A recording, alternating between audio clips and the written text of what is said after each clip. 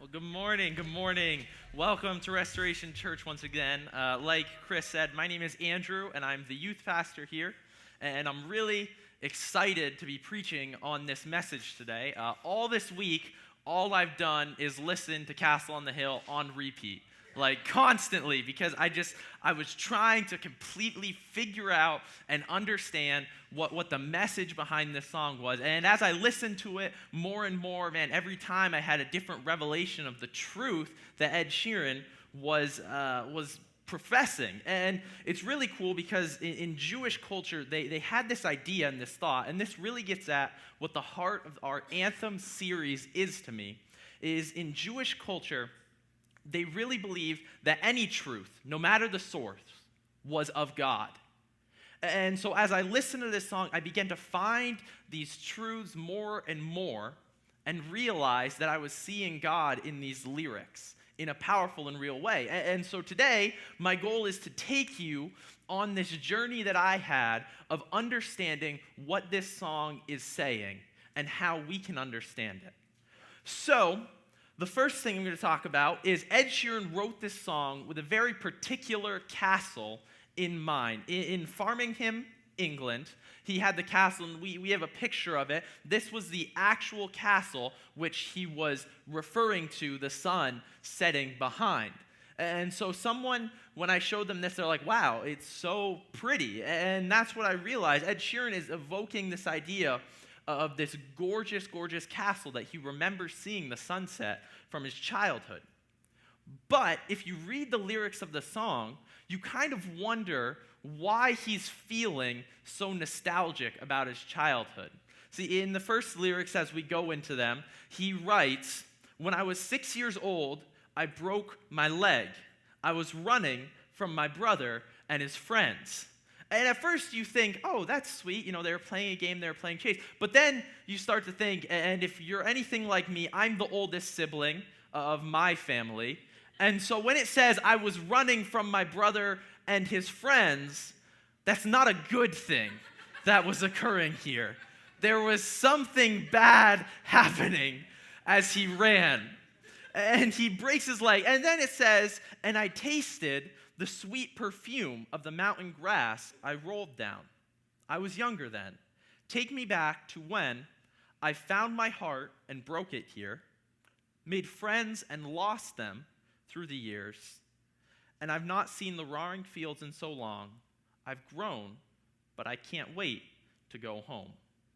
And so as I read this and started thinking, I'm like, why does he want to go back to this place? As he talked about, so first of all, he was getting tortured by his brother, broke his leg, had his heart broken, and lost all of his friends. These are the four things that he talks about happening to him. But on the other hand, he also addresses this idea of, "I tasted the sweet perfume of the mountain grass as I rolled down." So even as he broke his leg, was in misery, was being tortured, he found something beautiful. He found a moment that was gorgeous. He smelled the sweet perfume. Or he says, "I found my heart and it was broken." See, many people would be upset that their heart was broken, but he realizes it's the fact that I found it at all that's important. He said, "I made friends and I lost them."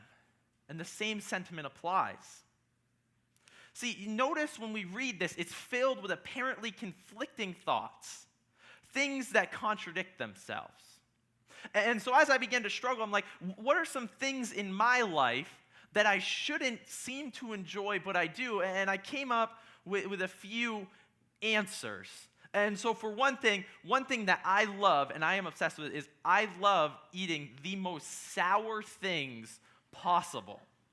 Like, if I love sour candies, and me and my wife, we found this one candy in particular that is called Toxic Waste, which gives you any idea, and it's literally painful to eat it. But I love eating Toxic Waste. Another example I have that was just from, I think I moved out here, it was like a month into moving out here. One of my friends, Tom, invited me to go eat spicy wings at Wing-Its. We did the spicy wing challenge at Wing-Its in Portsmouth. And if any of you know me, I don't eat spicy stuff because I die. I think you had to eat like 12 wings. Tom ate all 12 in 2 minutes. I ate 2 and then quit. But I hate spicy things, but man, I loved the experience of being there with a new friend to enjoy pain together. So he started getting at this idea of the importance of not only our happy memories, but our painful ones at the same time. And as he continues, if we read on the lyrics, he says, "And I'm on my way. I still remember this old country lanes, when we did not know the answers, and I miss the way you make me feel. It's real. We watch the sunset over the castle on the hill." See, I began to realize as I started thinking about this idea of a sunset and what a sunset means. And as I thought about it, and as I began to process it, I finally came to this realization that the sunset is a moment in time where both light and dark exist. Both the good and the bad are present. Here comes the night, but the day has not left us yet. See, and so when Ed Sheeran says, "I broke my leg," but because of that, I experienced the perfume of the mountain grass. I found my heart, and it was broken. I lost friends, but I had them. And so with this mentality, we're going to jump into the scripture that begins to formulate our thoughts on this. And so that is Psalm 27. And for many of you, if you don't go to church or you don't hang out, I'm going to tell you a little bit of the backstory of this psalm. As the king of Israel, he wasn't king at the time, David, who slew Goliath, was writing this, he was supposed to be king. He was supposed to have taken over all of Israel and be running the kingdom. But the previous king, King Saul, had chased him into exile. So David, who was supposed to be king, was living in caves. He was hiding out. He was constantly fearful that his life was going to be taken from him.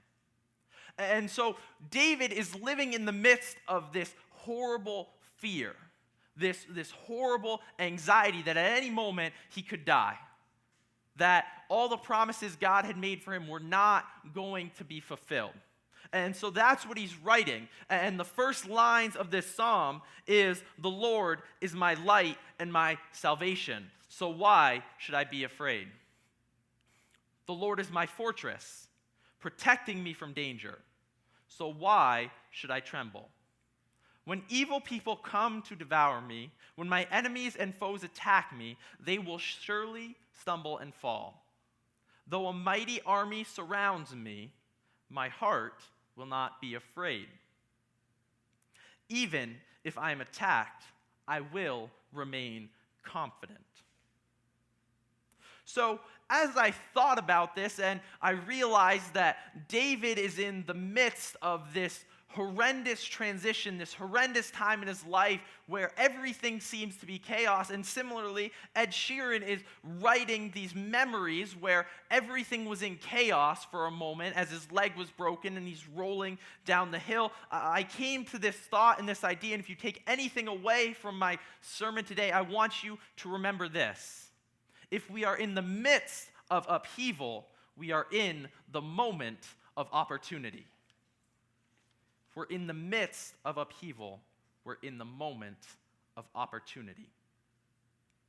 See, David began to understand that in this moment, in this pain, as he was experiencing it, he had two choices. He could lie down and cry out, "Woe is me, everything is terrible." Or he could embrace the happiness of that moment, the opportunity. And so Ed Sheeran had that same experience when he says, I broke my leg, but I chose to embrace the happiness. My childhood was not easy. There were many times when things were going wrong, but I chose to embrace the joyful moments and remember them fondly. So as I thought about this and I thought about the pain that we're all constantly going through in some form in your life, whether, I don't know what it may look like for you, but all of us know that there's something in their life that isn't quite right. We have an opportunity to do something with that. And to stick with our English theme of the day, I decided to quote a preacher named Charles Spurgeon. And he says, "I am certain that I never did grow in grace one half so much anywhere as I have upon the bed of pain." And so as Ed Sheeran goes on in his song, he begins to sing, "One friend left to sell clothes, one works down by the coast, one's brother overdosed, one's already on his second wife, one's just barely getting by, but these people raised me, and I can't wait to go home." The idea here is that despite the pain they're going through, despite all of those things, they still have happiness and joy together. Man, some of these quotes may hit you close to home as he talks about broken families, losing loved ones. Man, we all experience this same level of pain, this same experience, but we have an opportunity to make something greater out of it. It says in the psalm as we go on, "Hear me as I pray, O Lord. Be merciful and answer me. My heart has heard you say, 'Come talk with me.' And my heart responds, 'Lord, I am coming. Do not turn your back on me. Do not reject your servant in anger. You've always been my helper. Do not leave me now. Don't abandon me, O God of my salvation. Even if my mother and father abandon me, the Lord will hold me close." And so as I thought about this, and as I began to process it, one of the things I noticed is Ed Sheeran talks about all of these terrible things that his friends are going through, all of these terrible experiences that they're having. And something hit me. I was like, you know what? Ed Sheeran is really famous. He's doing really, really well. He could have left those friends. He could have abandoned them. He could just say, you know what, I don't want anything to do with you guys. Man, your lives are in shambles. Everything is screwed up. Man, you are just in so much pain. But he chose instead to say, I just want to be back with them, though. Despite all they've gone through, despite all their pain, I'm not going to abandon them, even as they fall apart. And so this made me think of this idea of it's how you act when things are going right that are going to define how you act when they start going wrong. The way you're acting and you conduct yourself when everything is fine, man, that's how you're going to react when things start to fall apart. And the best example I could think of this, and many of you may have had this experience, is when your house is totally trashed and then someone shows up out of nowhere unexpectedly. So I remember, one time Lulu and I were, my wife and I, we were at our house and someone knocked on the door and they came to hang out with us. And meanwhile, our laundry was everywhere and our kitchen was a nightmare. Man, and then you always, when this happens, you always make a promise to yourself. You're like, man, I'm just going to keep my house clean all the time. And it lasts for about a day before you give up on that idea. But man, it's not how you are acting when things are a nightmare. It's how you're acting when things are going right. So, if the whole idea is this thought and this processing of it's beautiful to be in pain in some way, there's always an opportunity there. What does that look like in real life? So if I could take a moment and invite you into my life, into probably what was simultaneously the best and worst weekend I've ever had. So I think it was must have been 2 years ago now. I was young, I was still in college, not that I'm not young now, but I was still in college. I was dating a girl who's now my wife, so this story has a happy ending, don't worry. But we were dating, and we were starting to get more serious. And so for me, I was starting to think like, hey, I could see myself spending the rest of my life with this girl. And she was not there yet. But I was, and so I would talk about it, and it'd freak her out. And so one weekend, I went to her house, and we were hanging out and stuff, and it was just like, it just wasn't, something was off. Like, we could feel it. Like, we were not connecting properly. Like, we were having some sort of issues. And you know, she would, like, disappear for, like, 15, 20 minutes. I'd be like, where you go? And she's like, oh, I just went downstairs for a minute. Meanwhile, she's downstairs crying because she's thinking about breaking up with me. And so it's like, you know those feelings where you can feel that things aren't quite right. And so we're dealing with this. And so we decided to go to the movies. We went, and I think we saw Toy Story 3 or something. And yeah, so we went and we saw Toy Story 3, but before we went to the movies, you know, we stopped in the car, and we started having this conversation where, man, things were coming to a head. These emotions were coming up where she's like, I don't know if we can be together anymore. And meanwhile, I'm just devastated because I'm like, I know I'm supposed to spend the rest of my life with you, and you're telling me you want to break up. And so we're devastated, and we talk through it, and it kind of starts to get better, but it's not really. It's still, something is off. And so it goes by another day, and you know, we spent a whole day. We went down to the aquarium in Boston, and it was just like awkward the entire time. Like, we couldn't talk to each other. So we're like at this beautiful place, but having a horrible experience. And so we're trying to work this out. And then finally, I got my timeline messed up. We finally go to the movies, and all these emotions are coming out. And we get out of the movies, and I look at my phone, and I've got like 5 missed calls from my mom and 7 text messages from her saying like, you need to call me, you need to call me, you need to call me. And so for my mom, like that, all my red flags are going up. Like, I have no idea what's happening or what's going on.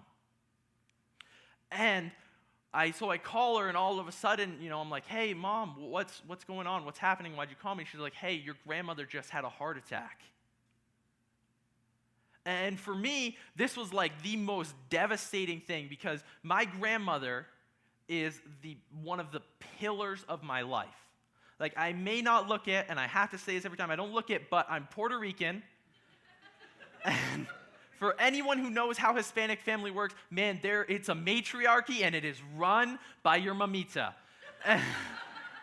So to find out, my grandmother has had a heart attack, and they're rushing her to the hospital down in Burlington, Vermont. Man, we walk out of this movie theater, and so I'm like, my girlfriend's about to break up with me. My grandmother's on the way to the hospital. I'm 3 hours away from home, and I just remember, like, I'm just standing there, and I literally, as we're walking out of the movie theater, I just, like, doubled over and just stood there, just overwhelmed by everything that was happening to me.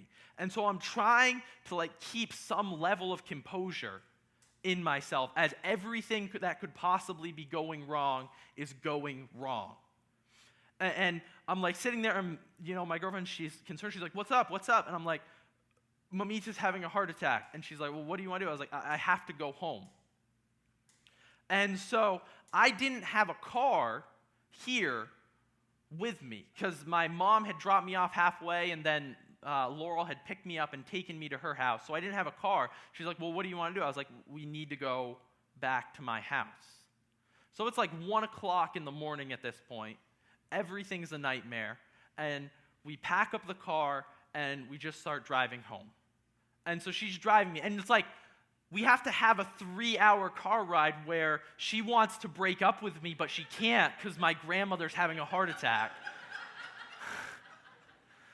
So we get home, and we get there at like man, it was like 4:30, 5 o'clock in the morning.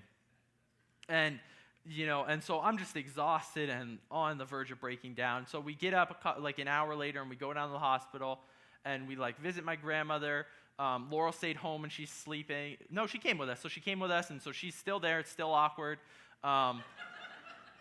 And so then, finally, I wake up in the morning and, we get some sleep, and, I still like want to be with this girl, but we're like sitting on the couch and she's still like not talking to me. And I like literally look at her at one point and I'm like, do you want to break up with me? And she says, I don't know. And so I'm like devastated. And so we go out that night, and I called one of my associate pastor at the time, like, hey, I don't know what to do. Like, I need your help. I need to talk to you. But he was gone, so he didn't answer. And so Laurel and I basically just sat in a car and cried for 2 hours, not knowing what was going to happen to our relationship. And finally, later that night at like 1 a.m., the associate pastor texted me. He's like, hey, Andrew, what's going on? I'm like, hey, I just need to talk.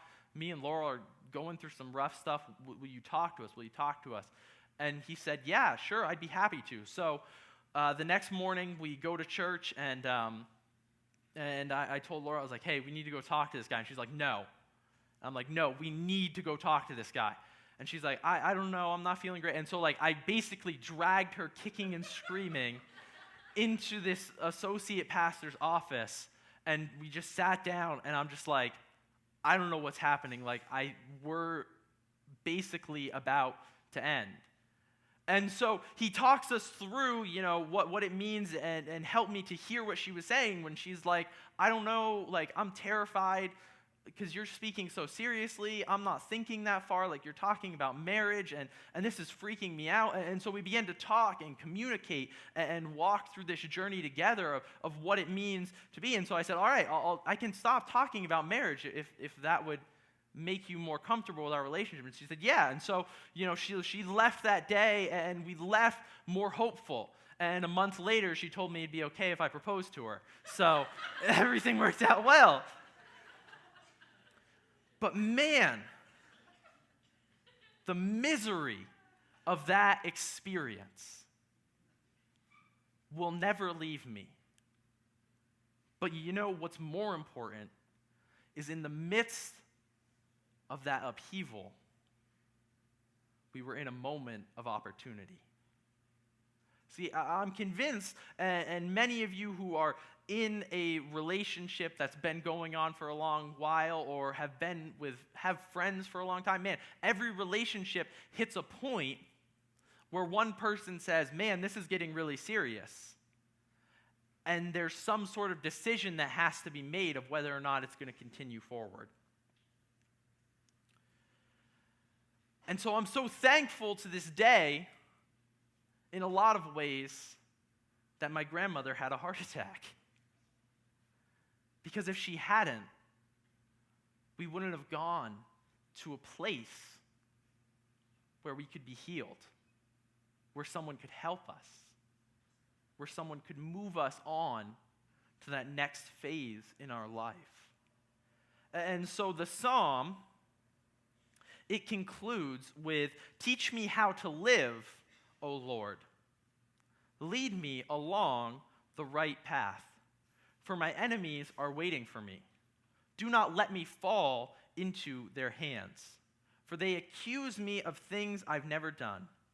With every breath, they threaten me with violence.